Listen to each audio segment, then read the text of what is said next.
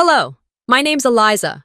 On my wedding day, my sister showed up late, threw her drink, smashed my cake, and screamed in front of everyone. My dad? He hugged her and said, "Let her get it all out." I didn't scream, I didn't cry. I just stood there, watching the people I called family choose her chaos over my silence. Again. That night, I didn't fight back. I just froze her life. Tuition? Gone? Apartment? Locked? Access to me? Cut. But the worst part? They weren't shocked. So now I'm wondering, what kind of family does that to you and still expects you to show up for Christmas? Would you have said something? Or would you have stayed quiet? Like I did. It hadn't started yet. Not really. But I could already hear the cracks. The morning sun had a golden cast that made everything feel softer than it really was. You know the kind, when the air is just warm enough to pretend things are okay, and the breeze tricks you into believing peace might hold. The lake shimmered beside the venue, surrounded by early spring blooms carefully planted by the staff. They did their job. Everything looked perfect. At least from the outside. I'd spent months planning this rehearsal dinner. Every flower, every linen fold, every damn chair sash. I picked it. Not because I wanted attention, God knows that wasn't my style, but I just wanted it to go right. One moment in my life where no one could hijack it. One day where I wouldn't have to dim myself down to keep the peace. But I should have known better. When my parents stood to give their little pre-wedding toast, I was hopeful. Maybe this time, they'd acknowledge me. Not the version they told their friends about. Not the deluded daughter who keeps to herself and doesn't like drama. But me. The woman who built this entire evening from scratch. The one who booked the venue, paid the deposit, followed up with the vendors. All of it. Vernon raised his glass first. That voice of his, smooth and practiced, always sounded more like a company CEO than a dad. He thanked Colton for being the man any father would trust with his daughter's heart. He even cracked a joke about how lucky we were to have Callista's help picking out the tableware. People laughed. And that was it. My name didn't make it into his speech, not once. I looked over at Lorraine. She clapped along with the others, smiling like nothing was wrong. Maybe she really didn't notice, or maybe she did, and decided it wasn't worth bringing up. Either way, the message landed, loud and clear. Be pretty. Be quiet. Don't expect applause for doing the work. I swallowed it like always. Smiled, nodded, sipped my water. That evening, I stayed late to check on a few last-minute things. The catering truck was pulling out just as the sky turned lavender. I lingered under the string lights outside the venue, smoothing the tablecloths one last time, watching the last glimmers of sun reflect on the water. Then I heard the heels. Click, click, click. Callista never walked. She announced her presence. I turned around, and there she was, dressed head to toe in white. Not off-white, not beige. White, a backless, lace-lined, body-hugging number that looked suspiciously bridal. She didn't look at me. She went straight to the mirror in the lobby and adjusted her lipstick. Her hair was curled just enough to look effortless, though we both knew it never was. Guests began trickling in. Whispers followed her like perfume. A distant cousin leaned in toward her, squinting. "Oh, are you the bride?" She laughed, a melodic, polished little laugh. She always wanted to look like me. That one landed like a slap. I felt Mira's eyes find mine from across the room. Her brows furrowed. She didn't say anything. She didn't have to. Callista sauntered off to find champagne, already collecting compliments. She was a magnet in any room, especially when she wasn't supposed to be. That was her magic. She could turn any spotlight into her own, even when she was uninvited to it. I stood near the fireplace, trying to gather myself. Colton joined me, his hand on the small of my back. He didn't say much. He rarely did during family events. But he squeezed just enough to let me know he saw it too. "You okay?" he asked gently. "I'm fine," I lied. He didn't push. He never did. He knew I'd talk when I was ready. Inside, the gnawing had already started. It wasn't just about the dress, or the comment, or the way she glided through my night like she owned the place. It was all of it, layered, heavy. It was every birthday I let her interrupt, every phone call where she cried, and I dropped everything to come fix her mess. Every time our parents turned to me and said, "Just let her have this one," every "this one" had turned into a lifetime. Later, when I saw the seating chart had been shuffled, Callista's name had somehow been moved to the front center table, directly beside Colton's parents. I didn't ask questions. I knew. She always found a way to reposition herself where people would see her first. It was a pattern, a system. She didn't need to scream to steal. She just took, quietly, repeatedly. The evening wound down with music and half-hearted small talk.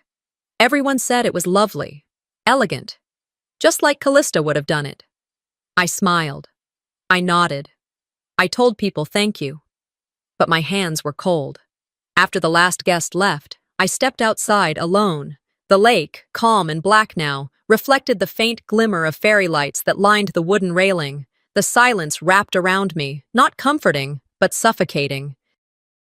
I could feel the tears pressing against the back of my throat, not from sadness, but from the weight of always swallowing things I never should have had to. I leaned on the railing, staring at my own reflection, the version of me that was always polite, always composed, always accommodating. It hadn't started yet, not really, but I could already hear the cracks.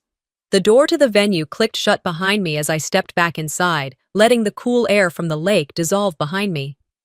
The murmur of voices in the hallway guided me toward the dining area, and just before I reached the entrance, my mother appeared, smiling, wrapped in pearls, and holding a small box.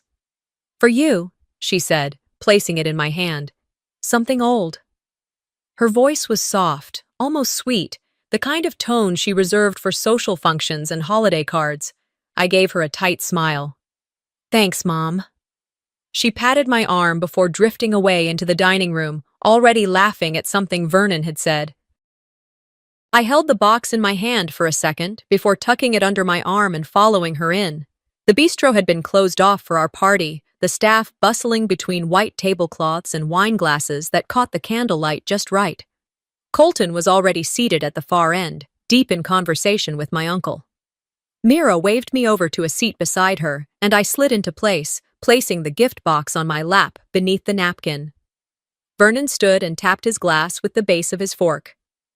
All right, everyone settle down," he said with the confident ease of someone who liked the sound of his own voice in a room that would never challenge him.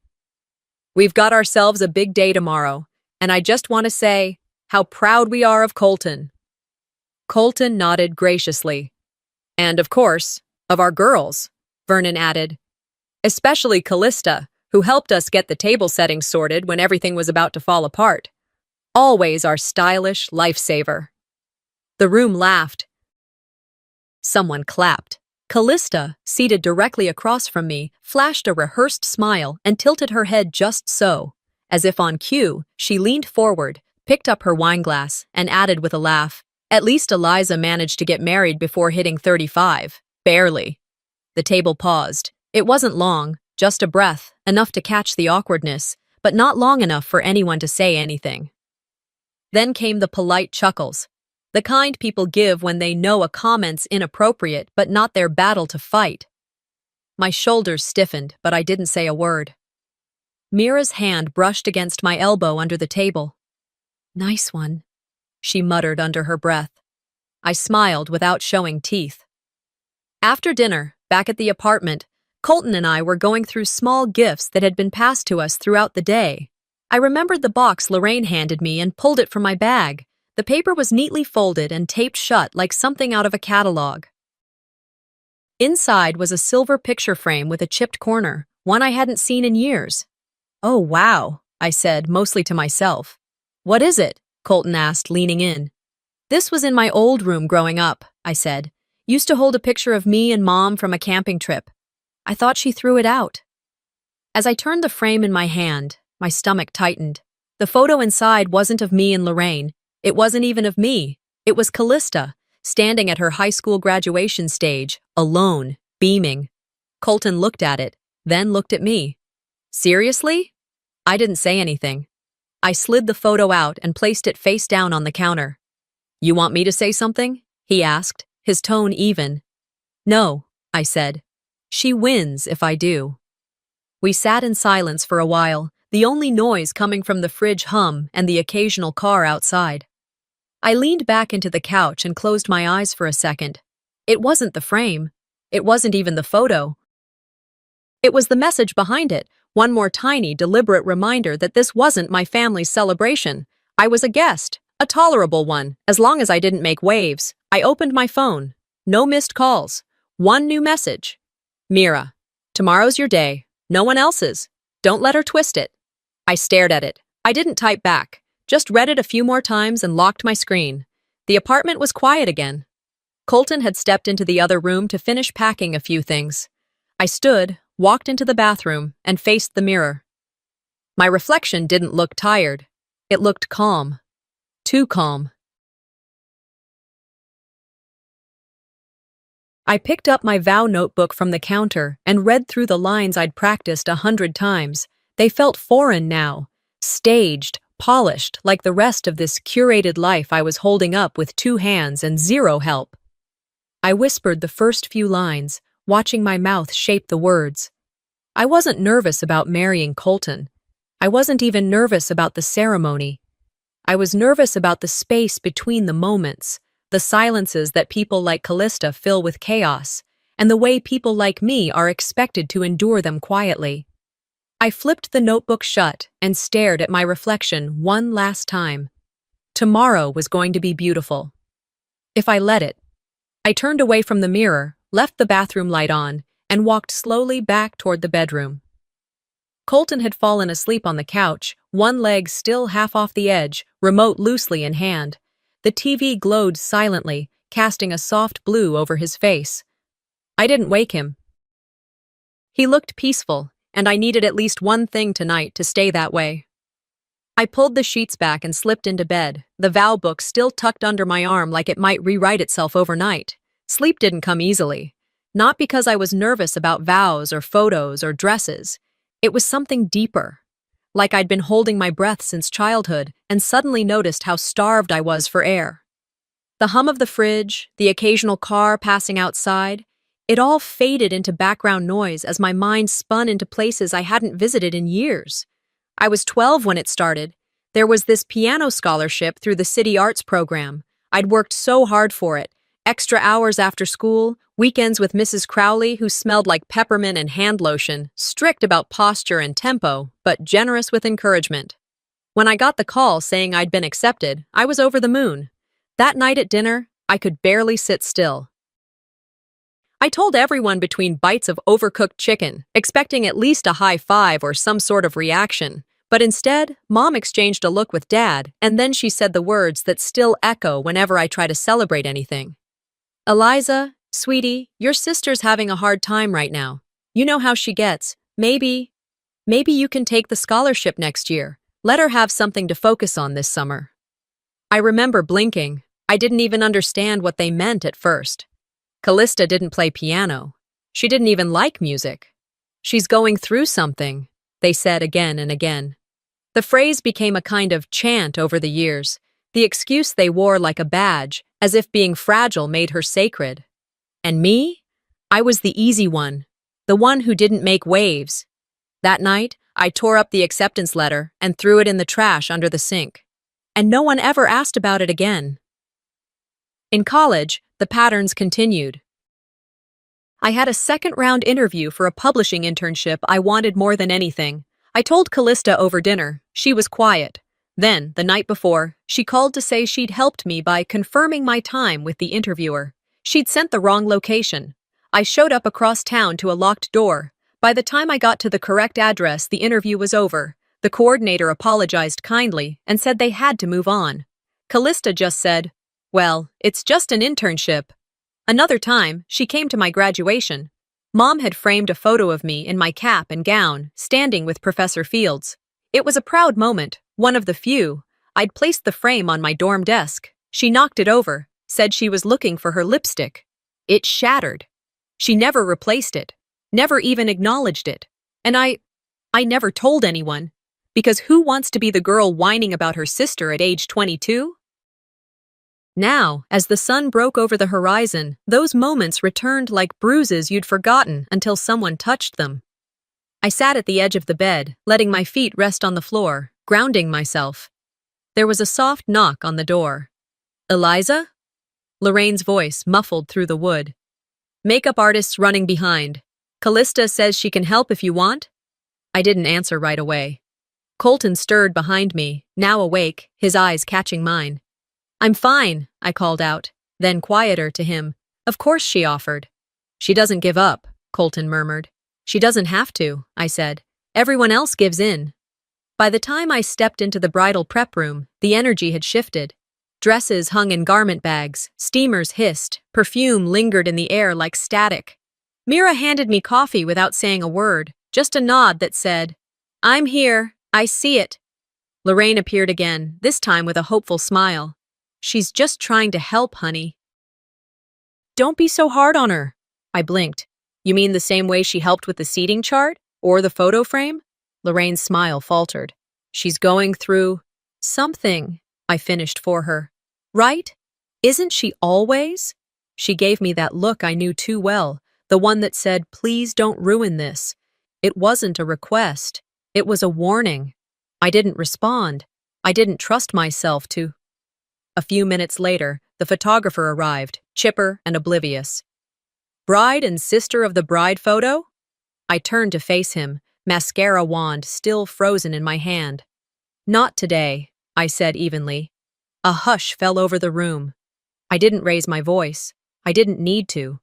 I picked up my veil and walked into the hallway. Tomorrow might be the wedding. But today I started choosing myself. I didn't give her the satisfaction of stopping. I walked right past her, even as the sharp edge of her voice cut through the hum of the hallway like a blade. You look like you're about to cry already. I didn't flinch. I didn't give her my eyes, my words, or even the smallest tilt of my chin.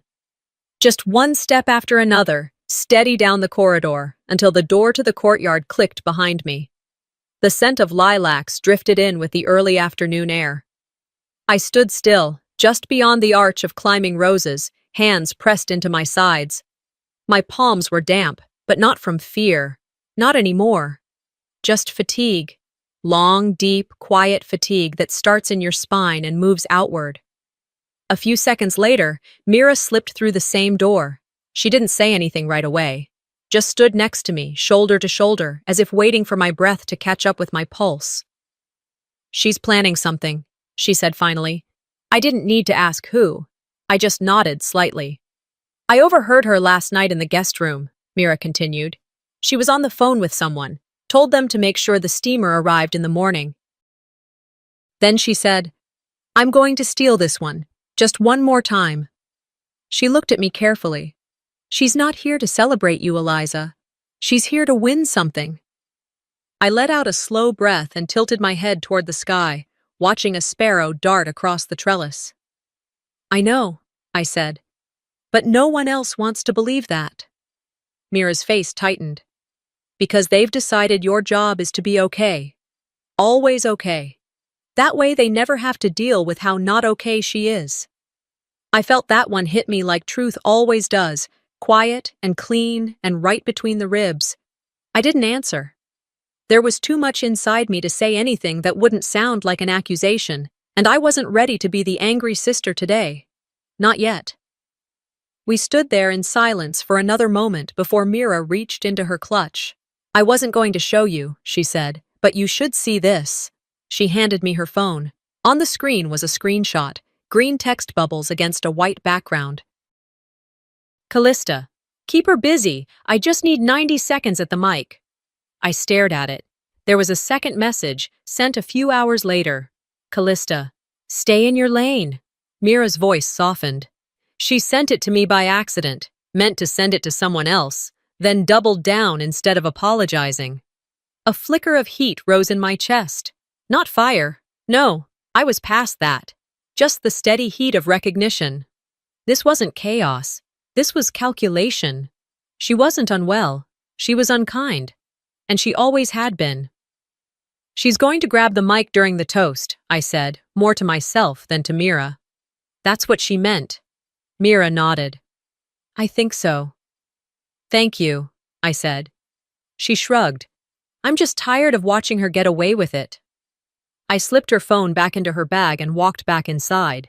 The The air felt thicker now, buzzing with anticipation and bad intentions. The event coordinator stood near the drink table, double-checking vendor orders. I walked straight up to her. "Hi, sorry to bother you. Just a quick thing to confirm." "Of course," she said, professional and calm. "No unscheduled toasts, right? Like, if someone tries to take the mic, that's not part of the plan?" She glanced at her clipboard. "Only you, Colton, and your maid of honor are on the list. Can you make sure the staff knows that?" I asked. Just in case, something in my voice must have told her everything she needed to hear. She nodded. "Absolutely, I'll handle it." I smiled faintly. "Thank you." Back in the bridal suite, the energy had shifted. The makeup artist had finally arrived, working fast to finish the rest of the girls.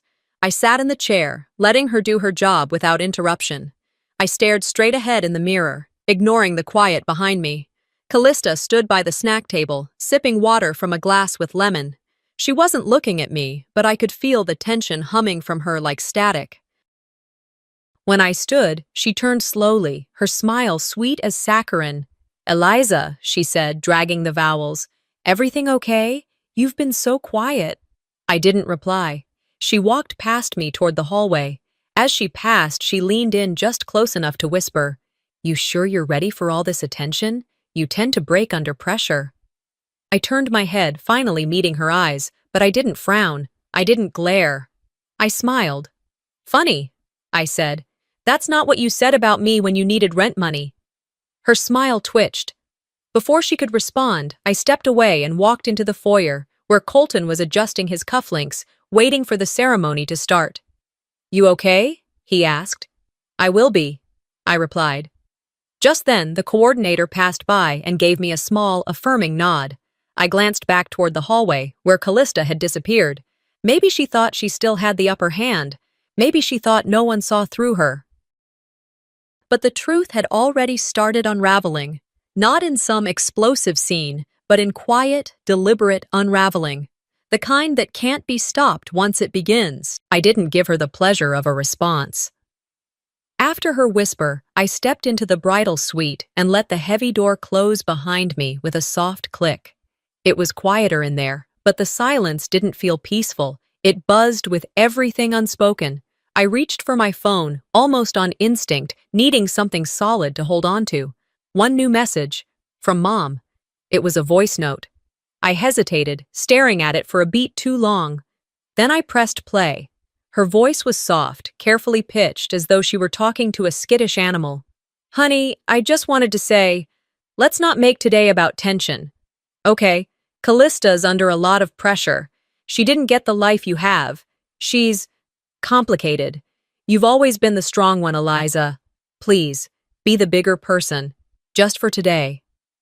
There it was, the line I'd heard 1,000 ways before, dressed up in different words but always carrying the same weight. She's fragile, you're not. So adjust yourself accordingly. I hit replay. This time, I heard it even clearer. The assumption, the responsibility placed on me, the silent contract that I was expected to uphold, to be steady so someone else could spiral freely. When the message ended, I deleted it. No response, no reaction. I just sat on the edge of the chair and let my jaw unclench slowly. I'm not stronger. I'm just tired.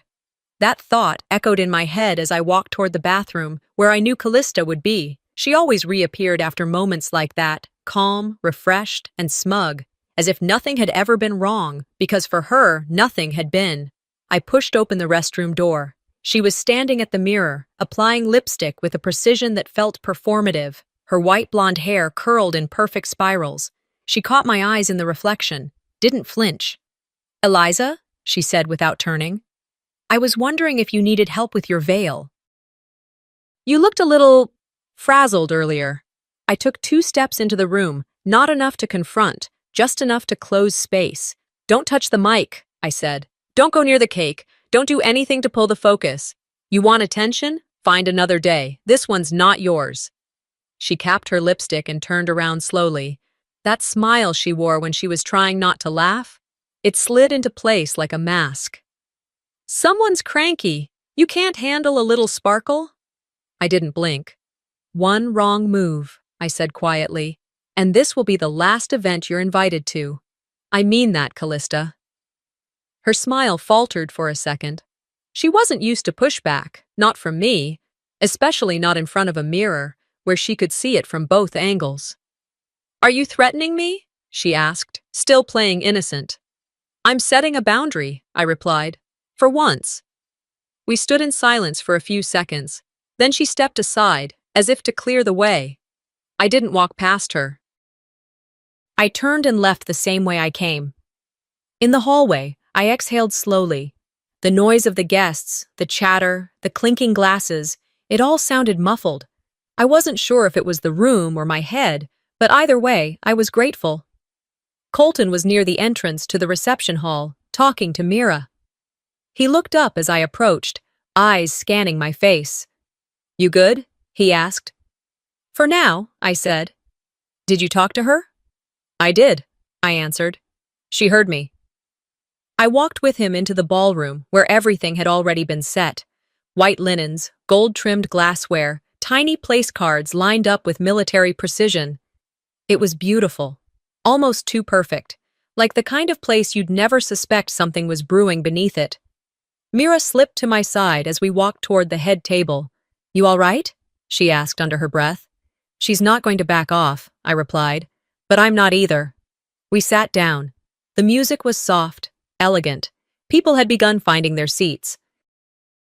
Lorraine fluttered past, giving me that polite, worried look, as if my stress might be contagious. You look lovely, sweetheart, she said. I nodded. Thanks, she leaned in. And thank you for not making a scene with your sister. It's already been such a long week. A scene. That's what it was to them. My boundaries, my exhaustion, my hurt, a potential scene. I didn't reply. I just turned away and let my gaze rest on the entrance. Callista walked in 5 minutes later. She wore a shimmer dress that clung like foil, sequins catching every ounce of light in the room. Several heads turned. She smiled broadly and gave a little wave as if she were walking into an awards show. Then she locked eyes with me and didn't break the stare. I didn't look away. She sat at her assigned seat, thankfully far enough from the mic, but she didn't seem bothered.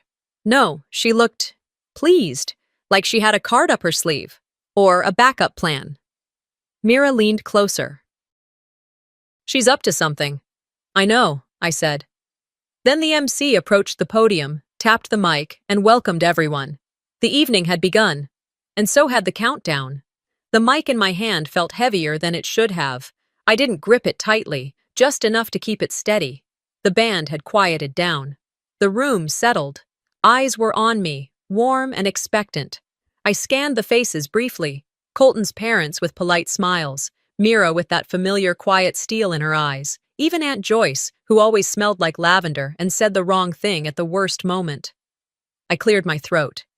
The opening lines of my toast were the ones I'd rehearsed, the ones that had lived in my notes app for 6 months. But suddenly, they didn't matter. I adjusted the mic and smiled. It wasn't a wide smile, not the showy kind, just enough to hold myself in place. I won't keep you long, I said. You all know how much this day means to Colton and me. How much we appreciate the love, the time, the effort it took for everyone to be here.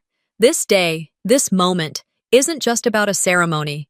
It's about building something, choosing something, and choosing it again, every day after. The room was still. Soft lighting warmed the walls. For a fleeting second, I let myself feel it. That maybe I'd found peace again, even if just for tonight. And to those who taught me what strength in silence looks like, I said, the words catching slightly in my throat, not because I doubted them, but because I meant them. I didn't see her rise at first, but I felt it. Callista's presence wasn't subtle. She didn't just stand, she rose like a monologue waiting for stage lights. A second later, her champagne glass arced through the air, a shimmering stream that cut across the dessert table with practiced aim. The glass exploded against a photo frame. A picture of Colton and me in Maui, the one Mira had taken during our engagement trip, shattered beneath wet crystal and sticky liquid. Gasps rang out around the room. Then silence, thicker than anything I'd ever heard. But she wasn't done. Callista strode toward the cake. It was a three-tiered design, white with navy accents, tiny sugar flowers that matched my bouquet. I'd spent hours picking it out.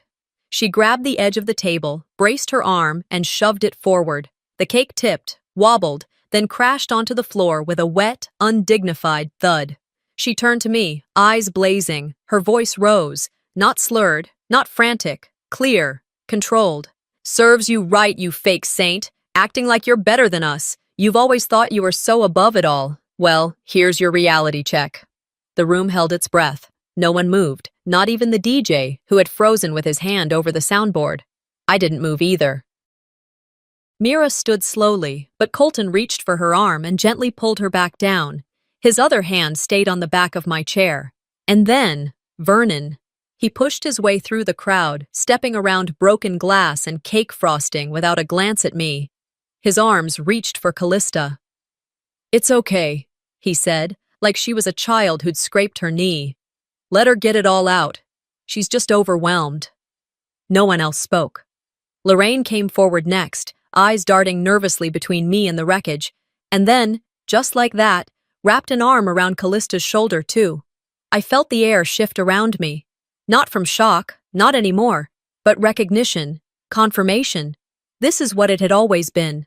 A family who treated dysfunction like drama, and drama like something to be cherished. Callista didn't cry. She didn't apologize. She didn't even look embarrassed. She stood there, chin slightly lifted, as if she'd dropped some great truth everyone was just too polite to say out loud.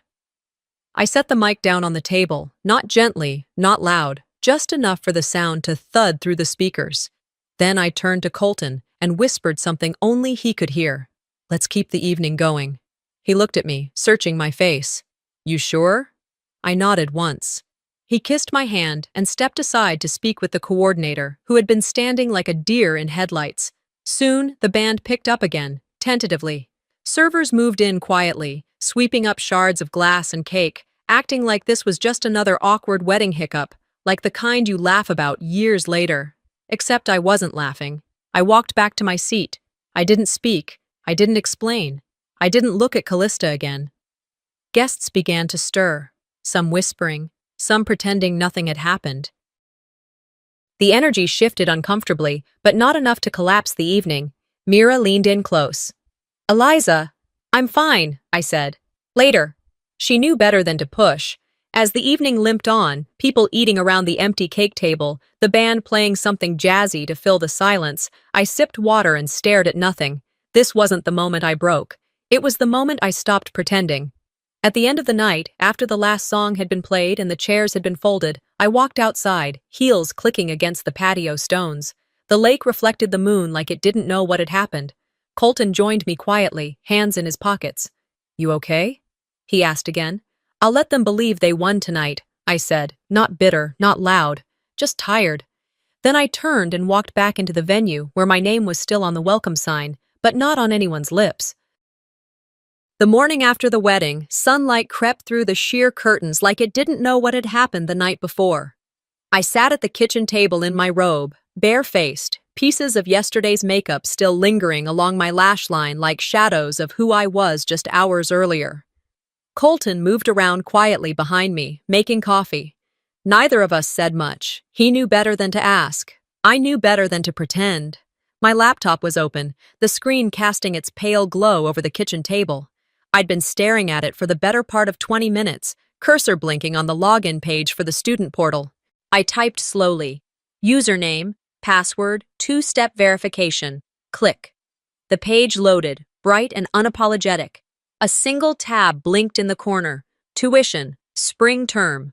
One click, one button, one prompt to confirm. And just like that, the $9,600 deposit I had made a month ago, when I still believed in things like forgiveness and second chances, was gone, voided, pulled back into my account like a rope I should have never let go of. Next tab, rental management portal, lease agreement, cosigner, me, primary occupant, Callista Dane. I clicked freeze access. A pop-up warned, freezing this lease may impact current tenant access. Are you sure? Yes, I was sure. Colton walked over and set a cup of coffee beside me. No words, just the solid weight of support. I looked up, nodded once, then returned to my task. Third and final step: password changes. Every shared login, every backup email, every forgotten favor I'd given her, just until she got back on her feet. I reset them all. It took 30 minutes, and it was the cleanest I'd felt in years. Later that morning, Mira's name popped up on my phone. I let it ring once, then picked up. "Have you seen it yet?" she asked, without even saying hello. "Seen what?" "Check Instagram. It's everywhere." I opened the app, scrolled for less than 10 seconds, and there it was. Callista. Liv. She was crying. Mascara slightly smudged, hair up in a soft bun, not too perfect, not too messy, just the right amount of chaos to scream, vulnerable. Her voice cracked every few sentences as she addressed her followers, her friends, her carefully curated audience. "I just wanted to be there for her," she said, voice trembling. "But she's always made me feel small, like nothing I do is good enough. I tried to make peace. I showed up, and this is how she repays me. Freezing my lease, taking away my education." "I thought she was family." Comments poured in like a broken dam. "You don't deserve this." "Wow, she sounds toxic." "Family trauma is real." "Sending you love, Callie." I didn't feel rage. I didn't feel sadness. I felt cold. Then came the crack. An old friend from high school, Jessica H., commented under the post. "Girl, you were bragging about ruining her wedding cake 2 nights ago at the bar." A few more followed. "Wait, isn't this the same sister you said needed to be knocked down a peg?" And then, silence. The story stayed up for about an hour before it vanished. Whether she deleted it or it got flagged, I didn't care. Either way, it was gone. By noon, my phone buzzed again. This time, the family group chat. The one I'd been force-added into years ago, where every passive-aggressive update got sugar-coated with exclamation marks and emojis. "Lorraine. We need to talk. This is spiraling. Callista is distraught." Vernon. "Eliza, please don't be cold." "You're better than this. Better than this." That phrase, that curse. I opened the chat, scrolled, read every word, then I closed it. No reply, no defense, no explanation, just silence. A few hours later, Mira came over. She brought snacks and a bottle of wine, despite it being barely 3 p.m. "You okay?" she asked, towing off her shoes by the door. "Yeah," I said, standing at the sink, rinsing a glass. "Actually, I think I am." She raised an eyebrow. "Really?" "I don't feel triumphant," I admitted, "but I feel like I stopped waiting for them to see me." "That's something." She nodded, curling up on the couch like she lived there. "She'll spin it again," Mira warned. "They'll all pretend it was just a moment, just a mistake." "I know," I said, joining her, "but they can only spin it if I keep dancing in their web." She passed me the wine. "That's poetic. Did you rehearse that?" I smiled, just a little. "No. It's just been marinating for about 10 years. Later that night, after Mira left and Colton was in bed, I sat on the porch alone. The breeze had picked up. It smelled like jasmine from the neighbor's yard and something faintly metallic, rain in the distance. I picked up my phone and opened a new message. To Mira. Now they know what silence really sounds like. I hit send. Then I locked the screen, leaned back, and let the quiet finally wrap around me. Not like a weight, but a release. It had been 2 days since the wedding, and the quiet had become almost suspicious. No group texts, no missed calls, no vague checking-in messages from Mom. It was as if everyone had decided to wait me out, let the dust settle, and hope I'd eventually fold like I always had. But I didn't fold this time. I wasn't pacing or analyzing or wondering if I'd gone too far. I was still. Colton and I were sitting on the couch late that afternoon, eating leftover takeout straight from the containers, the kind of quiet, exhausted dinner that doesn't need words. My phone buzzed once, then again, then several more times. I ignored it at first, assuming it was more chatter from the wedding fallout. But then there was a knock at the door. Colton stood and walked slowly toward it. His steps were deliberate, cautious. He peered through the peephole, then turned his head toward me. "It's her," he said simply. I didn't get up. He opened the door just enough to let his voice through. "What are you doing here?" Callista's voice was already at full volume, no regard for the hallway echoing everything back. "I need to talk to her. She can't just do this. Eliza ruined everything, my housing, my tuition, my future." Colton didn't raise his voice. He didn't even blink. "You don't have access to her anymore," he said. "Not emotionally. Not legally." I had stepped into the hallway by then, barefoot, calm. My heart didn't race. My palms didn't sweat. I held an envelope in my hand. Callista's gaze locked onto mine like she expected a fight, but I didn't give her one. I walked up to the door and handed her the envelope. She hesitated, then opened it right there in the doorway. Inside were 2 sheets of paper. One was the official voided lease agreement. The other was the tuition refund confirmation. She blinked, then looked back up at me, mouth slightly open. "This is what letting go looks like," I said softly. "You're free, just not on my dime." She didn't speak. Her hand clenched the papers, and for a second I saw it. The moment it hit her that this wasn't just a punishment, it was a declaration. I wasn't her fallback plan anymore. She stepped back, crumpling the envelope in her hand. "So that's it?" she spat. "You're just done?" I met her eyes without flinching. "I was done the second you destroyed something I loved in front of a room full of people and watched them clap for you after." Callista shook her head like she couldn't believe it. "You think you're so righteous, like you've never hurt anyone." "No," I said, "but I don't build my whole life on it." She stood there for a moment longer, then turned and walked away. No parting shot, no tears, just silence. The door shut behind her with a quiet click. I stood there for another second before Colton reached for my hand. Later that night, we sat on the porch wrapped in blankets. The spring air was cool, the kind that bites at your skin but makes you feel alive. He handed me a cup of tea.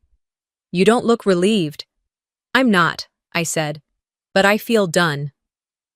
We sat in silence for a while, listening to the wind rustling through the trees. It felt heavier than resolution, but lighter than rage. "You know what hurts the most?" I said after a long pause. Colton glanced at me. "I spent years trying to be the peacekeeper, the fixer, the one who held it all together, and I thought that made me good, that being the one who always forgives meant I was doing the right thing." He didn't interrupt, just listened. "But I wasn't being kind. I was being afraid," I said. "Afraid that if I stopped, they'd finally say what they were always thinking, that I was selfish." Colton took my hand again. "You're not selfish." "No," I said. "I'm just finally selfish enough to stop letting them burn me down so they can stay warm." He smiled. Not big, just the kind of smile that comes from understanding something deeper than words. The next morning, the air smelled like rain and pine. I checked my phone, scrolling through news updates and a few unrelated emails. And then there it was, a message request on LinkedIn. "Hi Eliza, I run a podcast focused on healing family dynamics and the power of emotional boundaries. A friend forwarded me a clip about what happened at your wedding. I'd love to have you on the show to talk about reclaiming your narrative. Are you open to speaking?" I stared at the screen for a long moment. Not because I didn't know what to say, but because I finally understood I didn't have to say yes to everyone anymore. And maybe, just maybe, that was the whole point. I didn't answer the podcast message right away. I let it sit there, quietly, glowing back at me like a question from a version of myself I hadn't fully stepped into yet. The cursor blinked beneath their simple inquiry. "Are you open to speaking? Maybe, but not yet." I set the phone down and walked outside onto the porch, mug in hand, the ceramics still warm against my palms. The sun was just beginning its slow rise, casting a soft orange haze over the low, rolling hills that lined the edges of Santa Fe. The quiet out here wasn't like the quiet I'd known before. Back home, silence came with pressure, like an invisible hand on your chest, a demand to behave, to concede, to shrink. Here, it breathed with me. It widened when I needed space. It didn't ask for performance. Our house wasn't large. It had no formal foyer, no second-story overlook, no guest suite ready to absorb unexpected visits.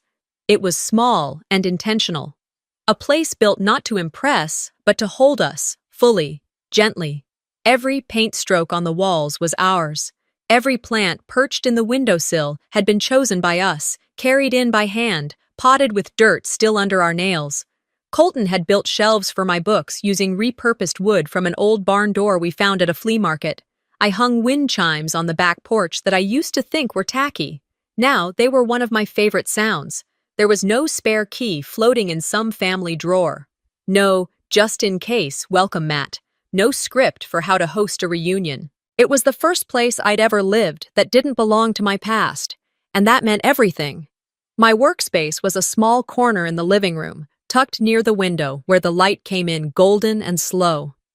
From there, I coached women, most in their 30s, 40s, 50s, who had just started realizing that their silence wasn't peace and that choosing themselves didn't mean abandoning anyone. They came to me not for miracle advice or therapeutic monologues, but because I told the truth, blunt, loving, unflinching. I didn't offer sugar-coated affirmations. I taught them the one sentence that had saved me more than once. That no longer works for me. Near my desk hung a framed quote I'd found in a thrift shop the week we moved in. Printed in faded script, on paper browned at the edges, it read, "Silence isn't weakness. Sometimes it's power." It felt like a lighthouse, a sentence I could wrap my spine around. A few weeks into our new rhythm, Mira sent me a text with a link. "Thought you'd want to see this." It was a regional article from a Seattle blog. The headline made my breath catch, though I couldn't say why. Seattle woman reclaims power after wedding breakdown, now coaches others to do the same. The photo was of me, from behind, my arms slightly outstretched, speaking to a group of women at a leadership retreat. My hair up, sleeves rolled. No script in hand. The journalist had done their research.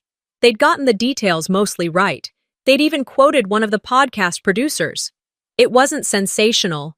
It wasn't pitying. It was respectful, quietly admiring. The article began to circulate, not viral, not explosive, but steady, organic. Then came the DMs. Women I'd never met writing things like, "Thank you for saying what no one else would." I thought I was the only one. I let them sit in my inbox for a few days before responding. I wanted my words to be clear, not reactive. I didn't need to prove anything to strangers. I only needed to stay true to myself. Then, one breezy Saturday morning, Colton stepped inside from the porch, his voice calm. "There's a car out front." He didn't elaborate. He didn't need to. "Washington plates." I didn't look. I didn't need to. I poured the rest of my coffee into the sink, set the mug on the drying rack, and stepped outside. The sky was a powder blue, just a few thin clouds tracing the horizon. Vernon and Lorraine stood beside a silver rental sedan, each holding a paper cup from the local cafe, like they were on their way to a weekend getaway. Neither of them moved toward the steps. They waited. When I approached, they both straightened. Vernon nodded first, a tight smile stretched across his face, the kind you offer someone after a long silence you don't know how to break. "Hi, Eliza," Lorraine said, voice soft. "Practiced." Vernon followed, his tone clipped. "We saw the article. We thought—" He stopped there, and Lorraine picked up the thread like a handoff. "We thought maybe we owed you a conversation." I nodded once. "Okay." They didn't ask to come inside. I didn't invite them. We stood by the porch railing, the morning breeze brushing lightly across Lorraine's scarf. Vernon spoke first. "We didn't protect you." He looked down, then back up. "We thought we were, but we weren't. We let too much slide, for too long." Lorraine added, "It's not that we didn't love you, it's just, she was always louder, and you always seemed fine." I didn't interrupt. I didn't correct. When they finished, I nodded again. "I'm not angry," I said. "But I'm also not coming back." Lorraine's eyes shimmered, but she didn't cry. Vernon cleared his throat, then said, almost a whisper, I hope you're happy. I am, I replied. And I was. Lorraine stepped forward and gently opened her arms.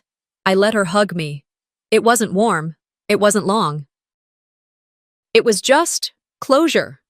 They left 10 minutes later. No scene, no speech, just two people who had finally recognized the consequences of all the silences they'd once let pass. 2 weeks after that, the podcast episode dropped. The producer handled it with grace. No sensationalism, no drama, just the facts. I told the story plainly. No slander, no revenge, just reality. The episode ended with the sentence I'd rehearsed more times than I could count. Family doesn't mean immunity, and healing doesn't always mean reunion. It aired on a Wednesday. By Thursday, I had over 24 emails. That Sunday, Colton and I walked to the local market, like we always did. The air was crisp, the streets sun-drenched. Vendors chatted about dried lavender and handmade mugs. Hope floated like pollen in the spring. We passed a small table selling second-hand wedding decor, chalkboard signs, mason jar centerpieces, cake toppers stacked in a wire basket. I paused, fingertip grazing the edge of a tiny wooden plaque. Colton noticed. "Want to get one for the shelf?" he asked. I thought about it, then I shook my head. "Let's just take the piece instead." He smiled. "Deal." And we kept walking, forward, quiet, free. Sometimes, peace doesn't come with forgiveness, it comes with letting go. This story isn't just about revenge, it's about reclaiming your voice in a family that tried to silence you. Have you ever been told to be the bigger person while someone else kept crossing the line? Share your story in the comments. We want to hear from you. And if this hit close to home, don't forget to like, subscribe, and follow for more powerful stories just like this one.